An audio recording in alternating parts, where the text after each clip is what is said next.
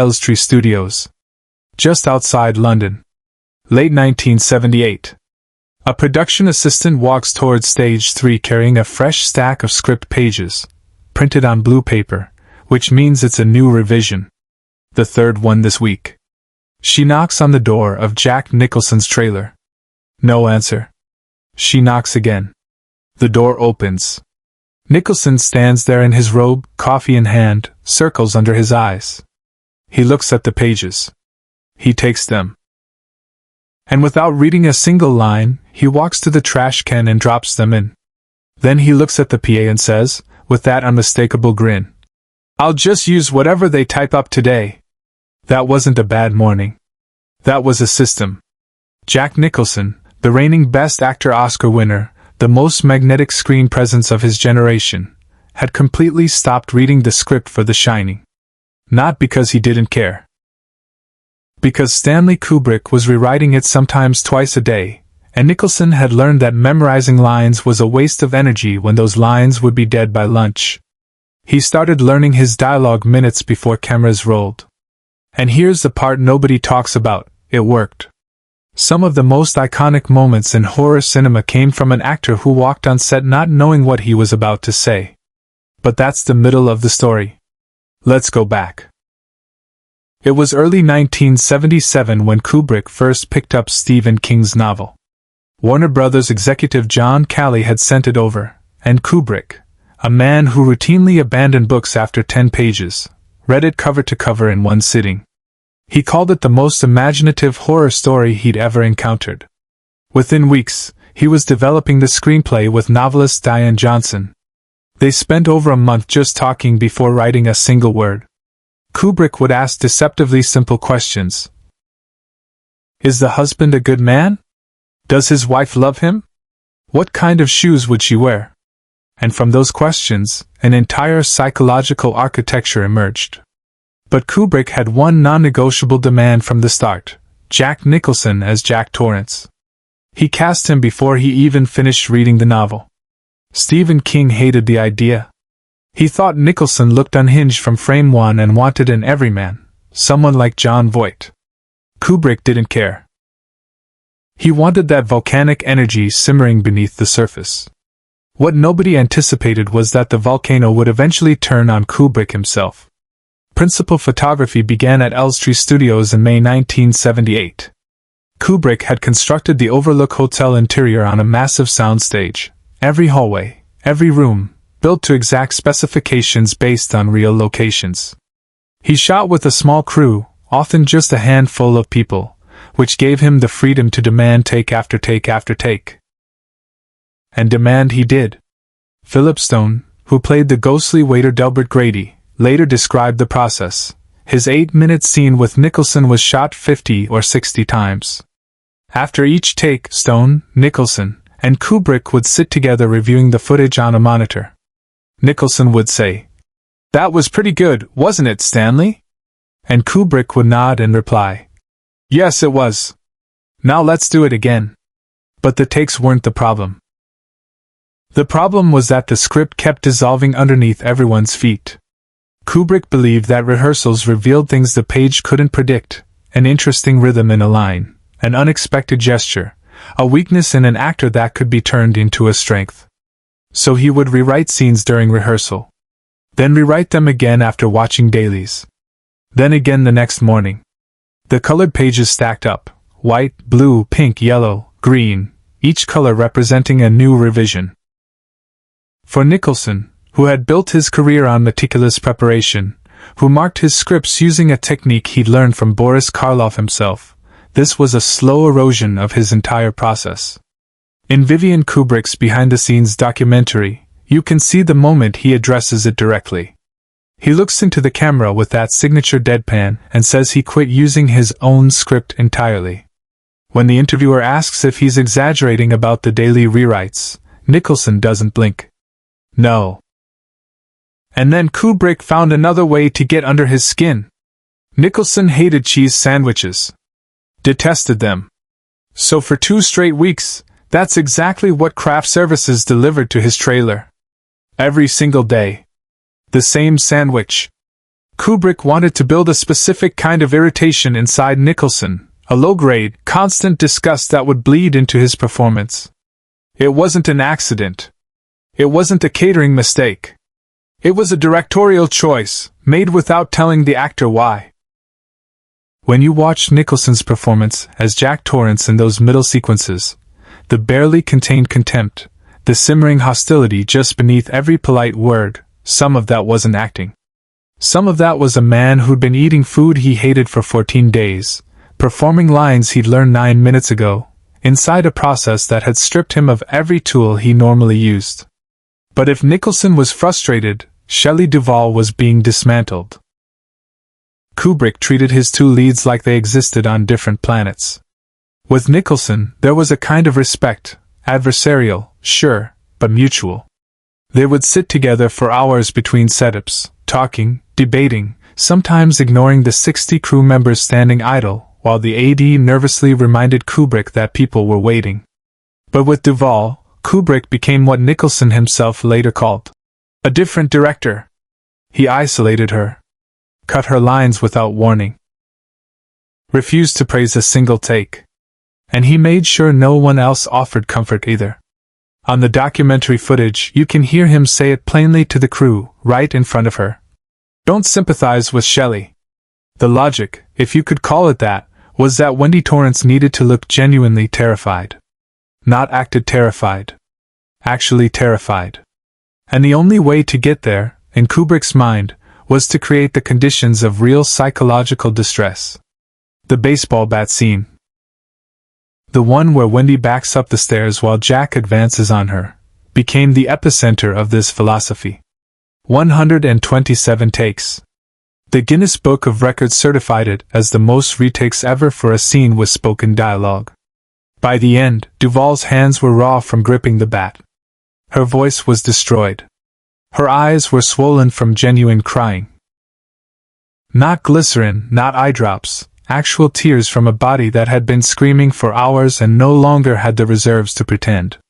She later said her body eventually rebelled. It simply refused to produce tears anymore, and she had to keep bottles of water nearby just to stay hydrated. And then she did something that might be the most haunting image from the entire production. She walked up to Stanley Kubrick and placed clumps of her own hair in his hands. Her hair was falling out from stress. She wanted him to see it, to hold the physical evidence of what his method was doing. Kubrick looked at the hair. And they went back to work. Now, here's where Nicholson's story takes its strangest turn.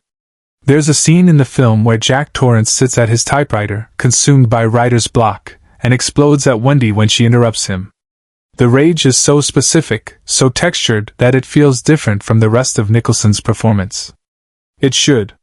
Because he wrote it himself.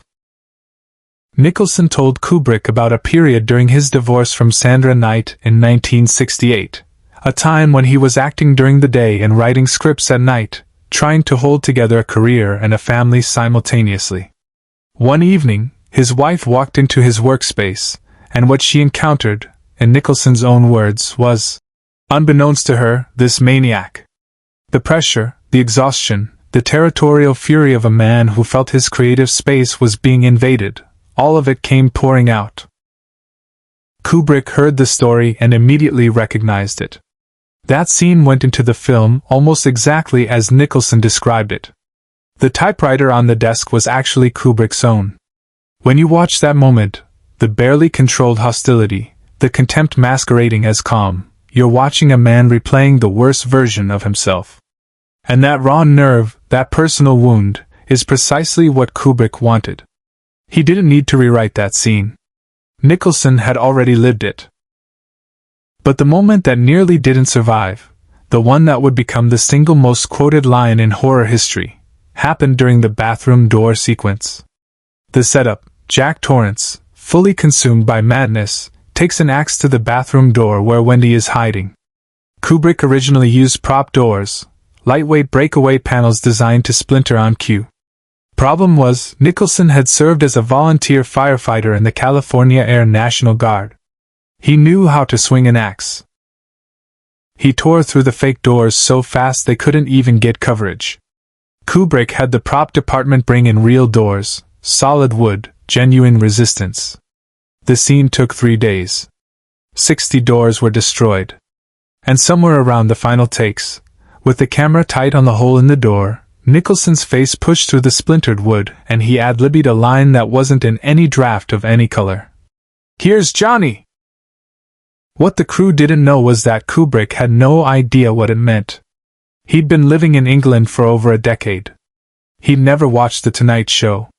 Ed McMahon's famous introduction of Johnny Carson, a phrase that every American alive in the 1970s would have recognized instantly, meant absolutely nothing to him.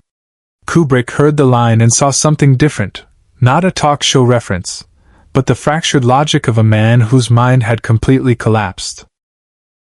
The cheerfulness of the delivery against the violence of the moment. What Nicholson intended as dark humor, Kubrick interpreted as pure psychosis. And that mismatch, actor and director seeing the same moment from entirely different angles, produced something neither of them could have planned. The line survived multiple rounds of editing. It almost didn't. Kubrick had dozens of takes to choose from, and there was no strategic reason to keep an ad-lib he didn't understand. But something in the way Nicholson's eyes caught the light through that shattered door, something in the grotesque joy of the delivery, made Kubrick keep it. Later that year, Johnny Carson used the clip to open his 18th anniversary special. A line born from exhaustion and frustration and a firefighter's muscle memory became the defining image of psychological horror on screen. If stories like this deserve to be heard, the ones Hollywood spent decades burying under press junkets and legacy narratives, subscribe. Because this is just one set. There are hundreds more. The production dragged on for over a year. 56 weeks of principal photography. Nicholson, who caught most of his sleep in the car rides to and from the studio, later admitted the experience was the most demanding of his career. He called Kubrick's approach relentless but recognized something in it that he couldn't deny. "Stanley's demanding? He'll do a scene 50 times, and you have to be good to do that," he grumbled offset. He complained that Kubrick was the only director who lit scenes with the actual actors instead of stand-ins, forcing them to stand in position for hours during technical setups. "Just because you're a perfectionist doesn't mean you're perfect," he said. But he also knew. He knew that whatever was happening inside that sealed soundstage at Elstree was producing something that didn't feel like other horror films. Something that operated on a frequency most movies never reach. When The Shining opened on May 23, 1980, critics were divided. Some called it a masterpiece of atmospheric dread. Others called it a cold, self-indulgent exercise in style over substance. It was nominated for 2 Golden Raspberry Awards, Worst Director for Kubrick, Worst Actress for Duvall. Stephen King publicly condemned the adaptation, calling it the most misogynistic portrayal of a female character he'd ever seen on screen.